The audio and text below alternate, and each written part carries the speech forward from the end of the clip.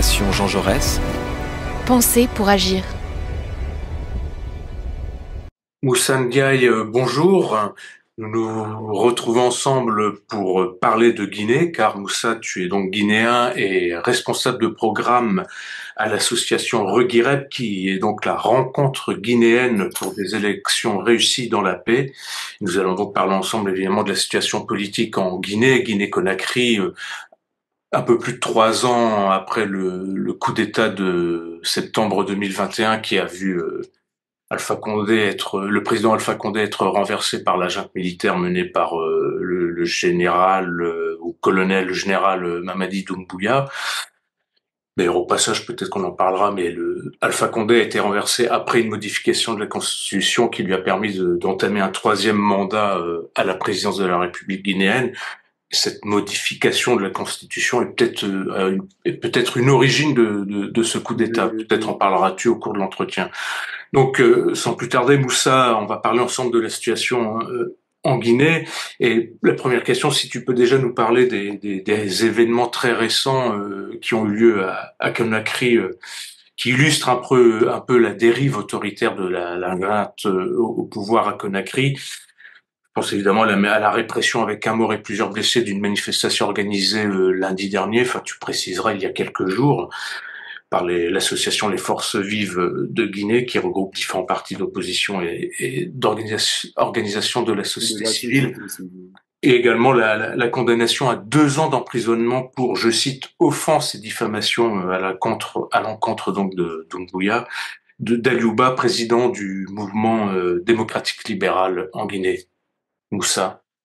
Oui, bonjour Alexandre. Ces deux éléments font actualité de la situation politique de la Guinée au moment où nous parlions. Au fait, l'activité du 6, qui était la manifestation de la société civile, était un peu une réaction contre le dépassement du délai de la transition. Nous savons tous qu'avec l'accord obtenu sous l'égide de la CEDEAO, cette transition devait finir le 31 passé. Et du coup, comme il n'y a pas eu de résultats obtenus dans ce sens, les forces de la politique et sociale de la Guinée, dont beaucoup sont en extérieur et d'autres emprisonnés, ont décidé de lancer ces manifestations qui a eu aussi, qui vient un peu compléter la longue liste des morts en République de Guinée, cela depuis Sékou Touré. Donc, déjà, au temps de Sékou Touré, est-ce qu'il y avait manifestation, mais de Lansana Conté à nos jours. Et donc cette répression et la restriction des libertés publiques imposées par la junte militaire au pouvoir menée donc par Mamadi Doumbouya ne sont pas récentes. Elles remontent, on peut dire, peut-être depuis l'arrivée de la junte au pouvoir en fin 2021.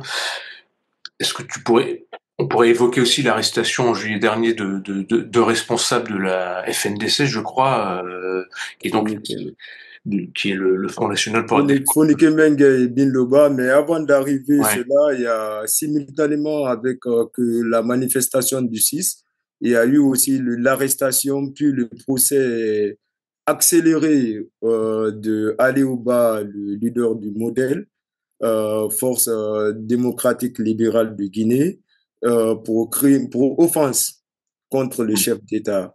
Donc, ces deux éléments, l'événement du 6 qui était une manifestation soutenue par les forces vives et ce procès font un peu l'actualité politique du pays.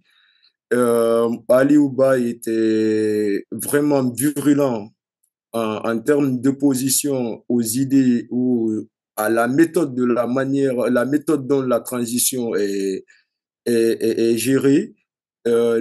Pas plus tard, le 8 décembre dernier, c'est soi-disant soit un mois avant son arrestation, j'étais au centre culturel où il était panéliste avec Maître Alimatou Kamara, Sekou Baldé, comment dire, le conseiller du Premier ministre, et lui en tant qu'opposant. Et aujourd'hui, on assiste aux méthodes qui étaient en cours au temps de Sékou Touré, déjà les procès expéditifs, les procès politiques et le crime de diffamation contre un chef d'État. On n'est pas dans un royaume, il n'y a pas un crime de lèse-majesté. Et je pense que ces pratiques rhétoriques n'ont pas lieu, dans une république. Vous parliez de dérive autoritaire. Et je pense qu'aujourd'hui, la stratégie étalée ou en tout cas affichée par les autorités de la place consiste à museler toute voix dissidente vis-à-vis de la transition. Parce que la prise de pouvoir à travers le coup d'État du 5 décembre avait donné de l'espoir, ce qui était légitime parce que Alpha Condé, vous l'avez souligné tantôt, avait modifié la Constitution pour se donner la possibilité d'obtenir un troisième mandat. Et donc, pour le peuple de Guinée, ce qui justifie d'ailleurs le soutien de ce coup d'État, le coup d'État où l'intervention des militaires n'était pas mauvais en soi. Maintenant, toute la question réside dans la manière dont la transition est dirigée. Et nous, peuple de Guinée, pensions à l'époque ou alors que ce coup d'État aurait été une occasion de mettre fin à ces velléités de s'éterniser au pouvoir et créer ainsi une Guinée solide sur des bases républicaines, démocratiques et inclusives.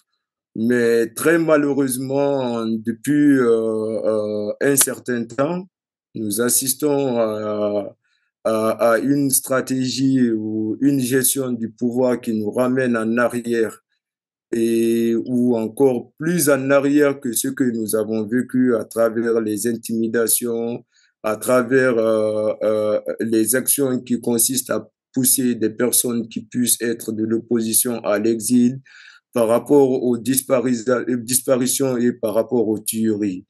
Et je pense que j'en profite pour lancer un appel à toutes les forces de la Guinée et notamment à la junte au pouvoir que nous ne devons pas passer à côté de cette occasion. La dynamique déclenchée,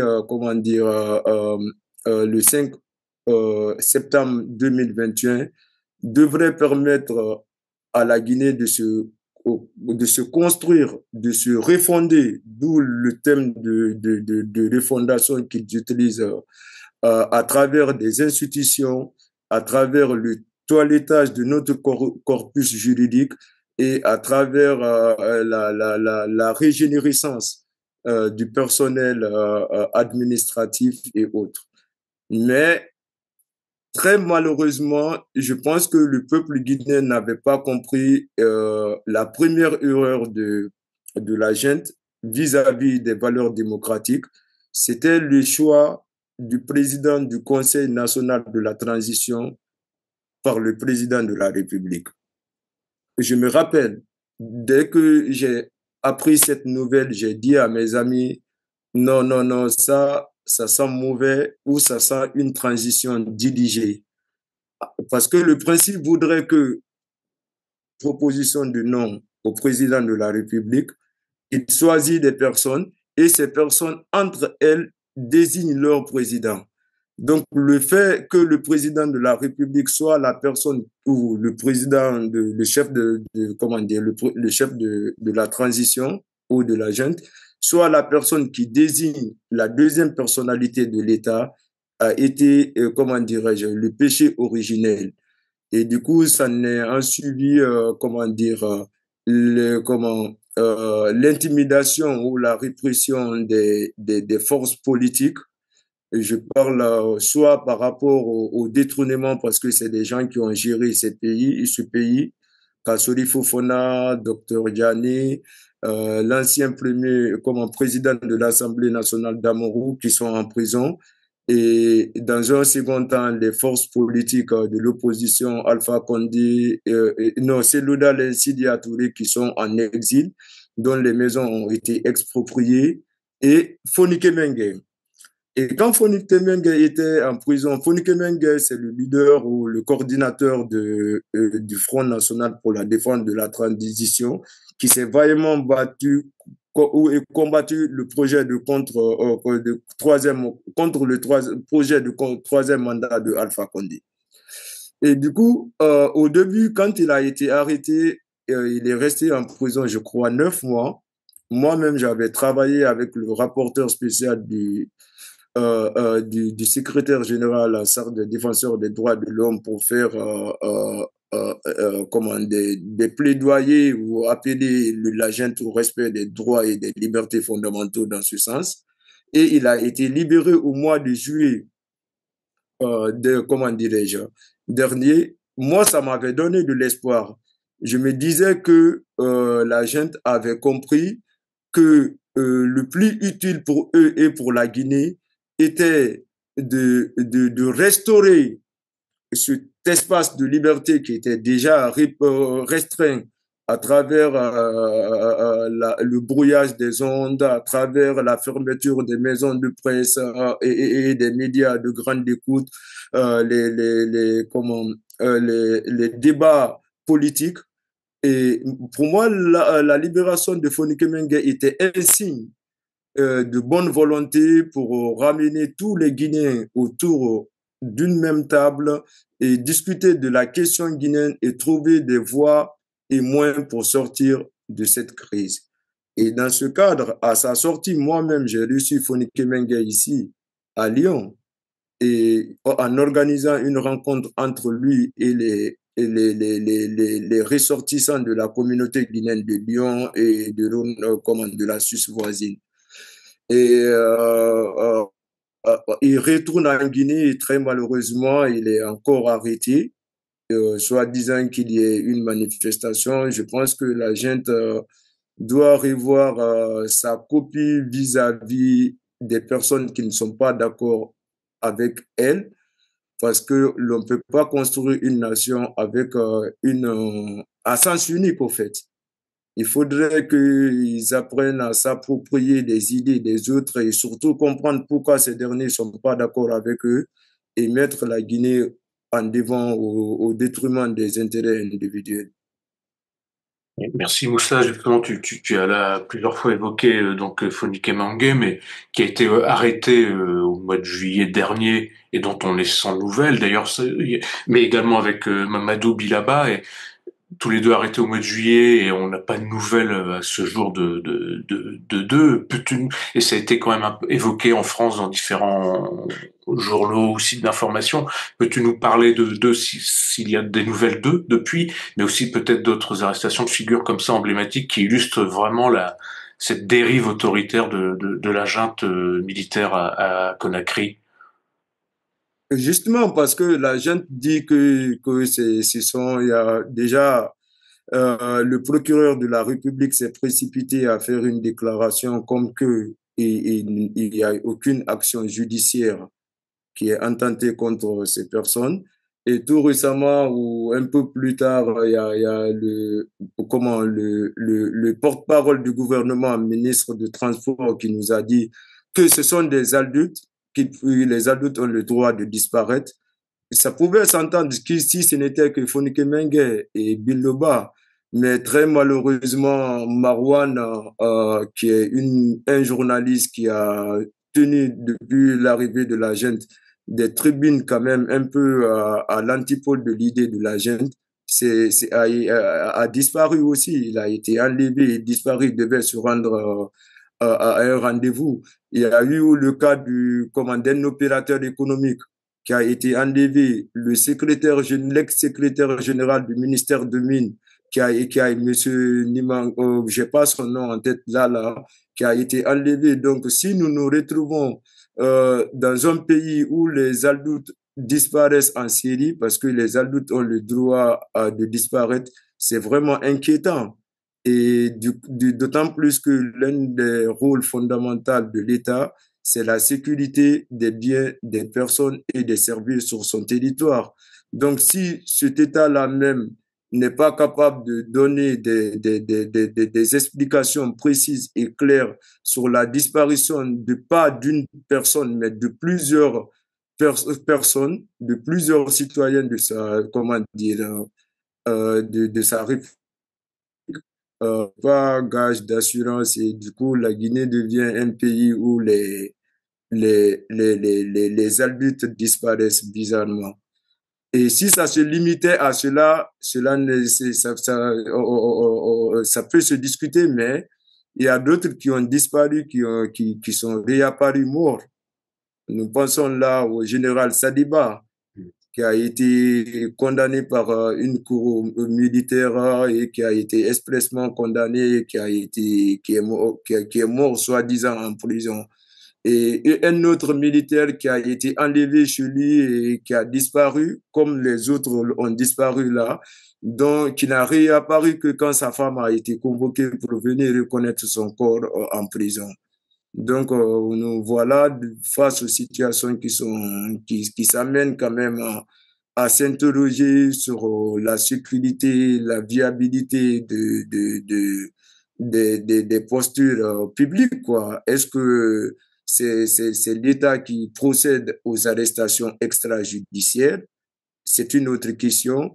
Et si les adultes disparaissent parce qu'ils ont le droit de disparaître, pour l'instant, l'État fait preuve d'incapacité à donner des explications relatives aux disparitions de ses citoyens dont il est censé sécuriser. Sinistre tableau que tu nous dresses là et qui est plutôt la caractéristique d'un régime autoritaire et non pas d'un régime qui s'inscrit dans le cadre d'une transition démocratique. Justement, transition démocratique, Doumbouya s'était engagé à rendre le pouvoir aux civils le 31 décembre 2024. Évidemment, tout le monde aura remarqué qu'il n'en est rien. Alors qu'en est-il du calendrier politique et électoral? Le régime a évoqué il y a quelques jours une élection présidentielle qui aurait lieu d'ici la fin de l'année 2025. Alors c'est très évasif et il n'y a pas de précision. Où en est-on en termes de calendrier politique dans le cadre de la transition aujourd'hui? Est-ce que le Doumbouya, enfin le régime a fait des propositions, a mis des choses sur la table? Où nous en sommes, nulle part. Nulle part. En principe, le dernier accord en vue, c'était le 31 décembre.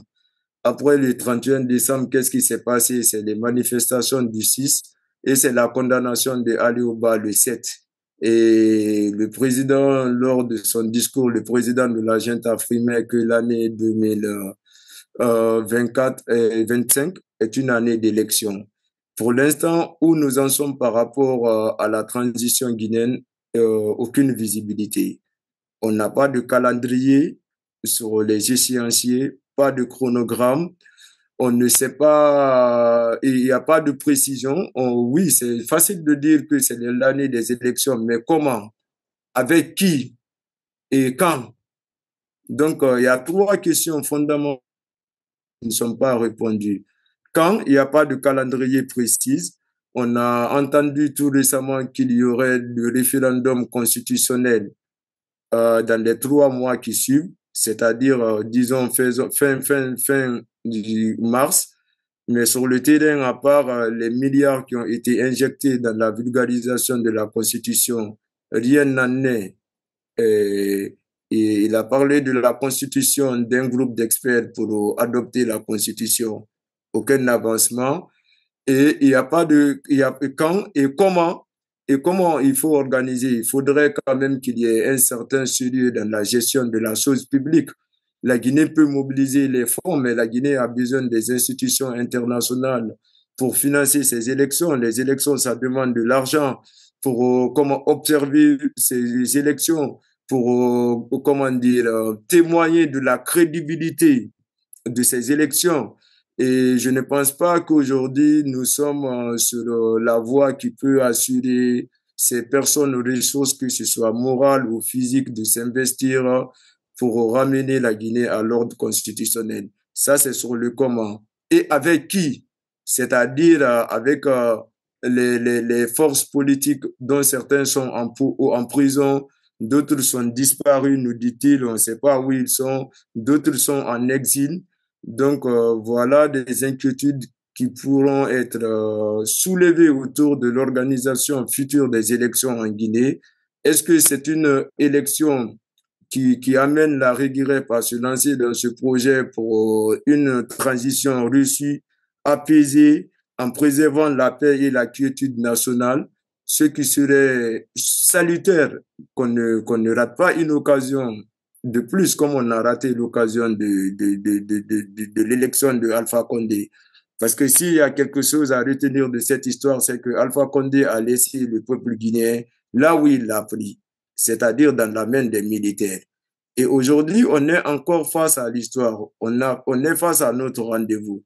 Est-ce qu'il faut le faire de façon unilatérale, de façon, comment dire, non inclusive, ou est-ce qu'il faut essayer de trouver l'harmonie entre les différents pans de la nation, que ce soit syndical, que ce soit associatif, politique, religieux, et se mettre d'accord, définir un consensus qui serait le consensus guinéen, le pacte social guinéen, et sortir de cette crise que personne ne perd et que la Guinée gagne. Mais si les uns essayent à gagner sur les autres, et c'est la Guinée qui sera le grand perdant de l'histoire.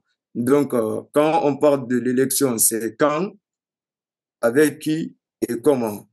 La seront déterminants sur la viabilité des élections. Et d'autant plus qu'il y a une question qui accompagne ces élections, c'est la candidature ou la non-candidature de Mamadi Doumbouya. Et ça résumerait tout. Si aujourd'hui, il n'y a pas de doute sur la non-candidature de Doumbouya, conformément à ses propos du premier discours, notamment le 5, qui stipule que ni lui, aucun membre du gouvernement et du CNRD et du Conseil national de la transition ne seront candidats, je pense on aurait fait un très, très grand pas dans l'organisation d'une élection apaisée. Mais si les membres du gouvernement continuent à laisser planer le doute sur une probable ou éventuelle candidature de Doumbouya, ces comportements ne sont pas de nature à apaiser la situation et à créer un climat serein de travail pour une élection réussie. Donc, ces deux éléments sont importants. La clarification sur la candidature de Doumbouya et comment dire les éléments, les trois questions de qui, de comment et comment et quand. Et il y a une dernière chose aussi, c'est pourquoi l'ordre s'est inversé dans l'organisation des élections. Pourquoi on avait dit dans un premier temps qu'on allait faire des élections présidentielles, puis les élections locales. Et aujourd'hui, on inverse des rôles et on dit on va faire promulguer la transition, la constitution dans trois mois. Le risque, c'est que la Constitution se substitue à la charte de la transition qui fait aujourd'hui office de loi fondamentale. Et cette charte de la transition interdit aux membres du gouvernement, du CNRD et du CNT d'être candidats. Qu'est-ce qui nous dit qu'une fois la Constitution adoptée, et on ne pourra pas se prévaloir de la Constitution pour mettre la charte dans les calendes grecques. Donc, voilà des questions auxquelles la Guinée doit faire face et que les dirigeants guinéens doivent être extrêmement intelligents s'ils sont du côté de la Guinée, s'ils sont dans une construction à long terme. C'est pas une construction court-termiste, c'est-à-dire se maintenir du pouvoir et bénéficier des privilèges du pouvoir. Voilà pour moi des dimensions à prendre en compte pour sortir de la Guinée de cette crise transitionnelle par la grande porte. Si Moussa, alors face à cette situation politique qui ne laisse pas d'inquiéter, hein, qui ne prête pas à l'optimisme, qu'est-ce que les forces démocratiques guinéennes pourraient et souhaiteraient attendre si cela est possible, attendre de la CEDEAO, de l'Union africaine, mais aussi de la communauté internationale qui pourrait aider ce les forces démocratiques guinéennes et à faire bouger dans le bon sens la junte militaire et Doumbouya. Pas que de la CEDEAO, comme si vous avez plaidoyer national, comment, régional et international. Déjà, les forces nationales, il y a les chefs religieux en Guinée, il y a les chefs coutumiers qui voient ce qui se passe depuis la prise du pouvoir, qui voient l'état de division dans lequel le pays est, qui risque de ressurgir les relents ethniques, qui risque de faire fuir les bailleurs économiques faire partir les bailleurs économiques de la Guinée, qui risque de faire sombrer le pays dans des guerres de haine, de vengeance, de ponctuation de l'économie à travers les contrats miniers. À eux d'abord de prendre leurs responsabilités, ces forces internes. Que les Guinéens apprennent aujourd'hui à sortir comment dire, de l'intérêt personnel, de voir ce que moi je peux gagner. Parce que le problème aujourd'hui, c'est très simple. Tous ceux qui sont autour de Doumbouya ou tous ceux qui ont des intérêts de près ou de loin de cette transition, ce sont eux qui obligent Doumbouya à être candidat ou à maintenir le, comment dire. En tout cas, ce sont des gens qui freinent le retour à l'ordre constitutionnel. Parce que pour eux, le retour à l'ordre constitutionnel sera la fin de leurs privilèges ou de ce qu'ils sont en train de bénéficier aujourd'hui. Donc voilà des idées qui mettent la personne avant la nation. Il faudrait que le Guinéen apprenne à se débarrasser de ce genre d'idées. Ça, c'est le premier point.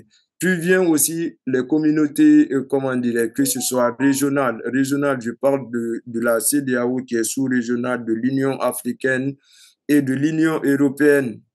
Ils n'ont qu'à prendre leur responsabilité qui est traduite dans les valeurs qui sous-tendent leur création. Toutes ces structures-là ont été fondées ou institutionnalisées sur des valeurs de paix, de démocratie, de droits de l'homme, de bonne gouvernance et s'en suit. Et ils ont pris des directives, ils ont des traités, des conventions, des accords internationaux qui sont aujourd'hui biaisés par une junte au pouvoir. Donc, ce que nous, forces démocratiques, nous attendons de l'ensemble de ces forces, que ce soit endogènes et exogènes de la CEDEAO, c'est de conditionner leur collaboration, que ce soit technique, que ce soit financier, que ce soit diplomatique en termes de représentativité avec la junte au pouvoir en Guinée, par le respect, le strict respect des valeurs qui sous-tendent leur création en tant qu'organisation eux-mêmes et par le respect de l'ensemble des accords, des traités et des conventions internationaux, des directives qu'ils ont pris qu'ils prennent à toutes les sessions pour les gestions courantes, qu'ils conditionnent leur rapport avec la junte militaire guinéenne par le strict respect de l'ensemble de ces instruments. Ça, c'est l'attente de la communauté pro-démocratique guinéenne vis-à-vis de la communauté régionale, sous-régionale, internationale. Et maintenant, il y a le cas spécifique de la France. Il y a les relations entre la France et les pays de l'Afrique, et notamment des pays de l'Afrique de l'Ouest ou de la CEDEAO. Pourquoi je dis l'Afrique? Parce que ce ne sont pas que la France, les pays de la CEDEAO qui ont des intérêts spécifiques avec la France ou des accords particuliers. Il y a tous les pays qui ont le franc CFA de l'Afrique centrale, Brazzaville, Cameroun, Tchad, ainsi de suite. Mais force est de reconnaître qu'il y a une dynamique un peu spécifique en Afrique de l'Ouest à travers l'AES, le Burkina, le Mali, le Sénégal, qui ont une posture un peu militariste, mais avec aussi le gouvernement comment dire, démocratique du Sénégal, qui a une posture souverainiste et panafricaniste. Donc, il y a une grande nécessité de questionnement, de questionner le rapport France-Afrique et notamment les pays de l'Afrique de l'Ouest. Et cependant, dans la conscience collective des jeunes Guinéens, le régime de la junte actuelle en Guinée est soutenu par le gouvernement actuel de la France. En parlant de relations franco-africaines, il faudrait aussi que nous soulignions la différence que nous, Africains, nous faisons entre le gouvernement français et le peuple français. Et donc, il y a un problème de perception de la jeunesse africaine des différentes politiques françaises qui se sont succédées à l'égard de l'Afrique. Et aujourd'hui, le Guinéen pense que c'est comment la majorité ou le gouvernement en place, parce qu'il n'y a pas de majorité, qui soutiennent la junte. À travers les coopérations techniques, le président nigérien avait accusé la Guinée d'être une future base militaire de la France et de la France. Et les gens pensent cela parce que Doumbouya a été légionnaire en France et sa femme aussi est française. Donc, pour l'avenir de la relation de la Guinée et de la France, je pense qu'il serait plus souhaitable que le gouvernement de la France soutienne le peuple de Guinée au lieu de soutenir une partie du peuple de Guinée, c'est-à-dire la junte militaire au pouvoir. S'ils choisissent de soutenir une seule partie, cela amène aussi la partie qui est exclue de ce soutien de se cristalliser de cristalliser une conviction et qui ne sera forcément pas une conviction pro-française. Donc, il faudrait qu'il soit pour tout le monde et pour la junte, mais aussi pour ceux qui ne sont pas pour la junte.